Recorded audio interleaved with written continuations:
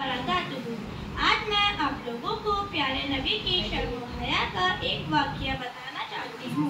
रसूल सल्लल्लाहु अलैहि वसल्लम का बचपन था। काबे की एक दीवार कुछ टूट गई थी। लोग उसकी मरम्मत करने में लगे हुए थे। बच्चे भी काम पर लगे हुए थे। पत्थर के टुकड़े कंधों पर रख रख कर लाते और दीवार में लगाते।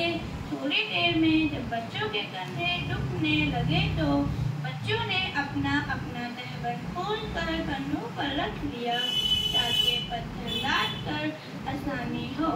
थोड़ी देर आप सल्लल्लाहु अलैहि वसल्लम भी पत्थर उठाने में लगे हुए थे। आपके चाचा भी मौजूद थे। भतीजे की तकलीफ देख कर बोले, बेटा तुम भी अपना तहबंद खोल कर कंधों पर रख लो।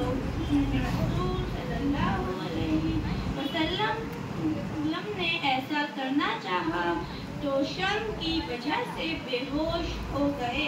फिर कभी आपके चचा ने ऐसा करने को नहीं कहा।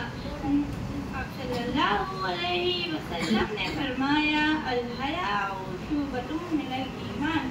हया ईमान की एक शाख है। अस्सलामु अलैकुम व रहमतुल्लाहि व बरकातुहू।